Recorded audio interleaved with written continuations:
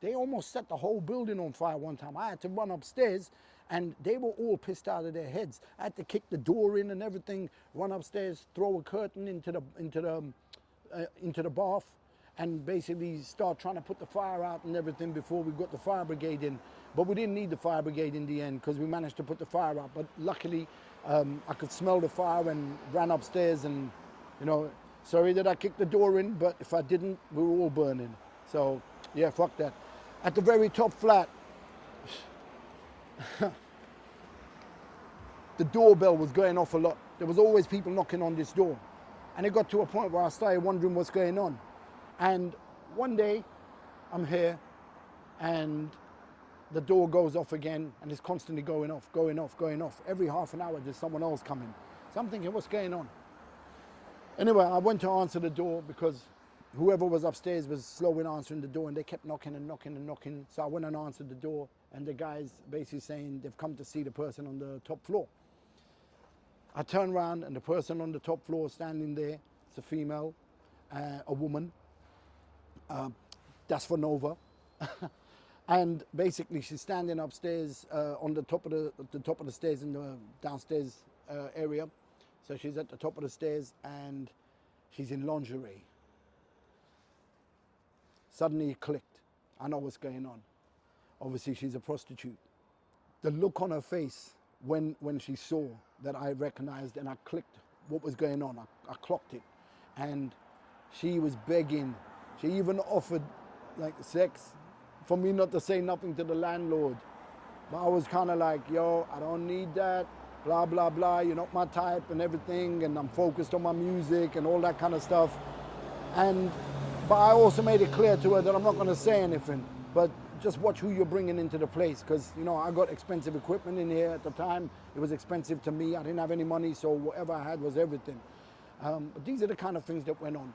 If I look at the flat next door, I've had situations where I've had to run out and break into the flat there because something's going on. I'm hearing a woman screaming. Turns out someone had gone in through the window, was trying to rape the girl that was living next door. And I managed to get there on time and help. I see the guy jumping out the back window and basically disappearing. So RG, if you're watching this, remember that situation. I know nobody knows her, so I can mention her name. But yeah, RG, I hope you're well, and I hope you've done good with your life. Also, just there, literally 15 yards away, I'm inside recording.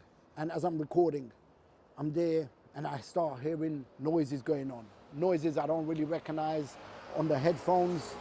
And it turns out somebody is getting beaten up outside.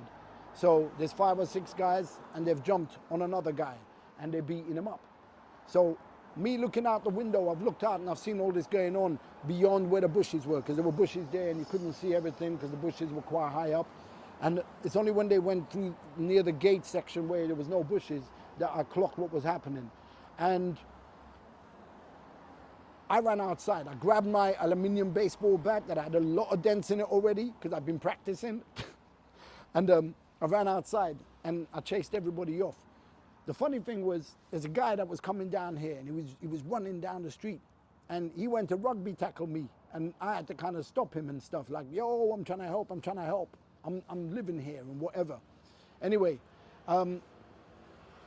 later on in the evening, one of the guys that was doing the beating up decided to come here and started rummaging around in the bush that was there.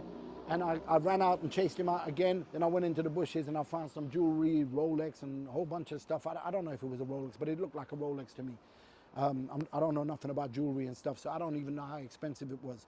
But it turned out that the kid that I helped at the time was a guy by the name of Cherno Samba. I don't know if anybody remembers Cherno Samba. And I don't know if Cherno Samba himself remembers this. Maybe I've got the name wrong, but I don't think so. It's a long time ago, but I'm pretty sure that was his name. Cherno Samba was signed to Millwall Football Club, which is not too far from here. But at the same time, I think there were some negotiations going on for a £2 million deal to move over to Manchester United. And that was when Manchester United were doing massive things. All I know is I watched, I think, one football match, which was England Juniors, and Cherno Samba was playing in that match. That's the last time I saw him, and I've never seen him since. The guy who ran down and was going to rugby tackle me, that was Cherno Samba's personal manager, I believe, at the time. His name was Harry Serber. And after recognizing that I wasn't doing nothing wrong and I was trying to help him, apologized and, you know what I mean, just thanked me for everything, and that was it. So we moved on from that situation. But yeah, I've seen cars coming down the road the wrong way and ramming every single car that was parked on this road one night.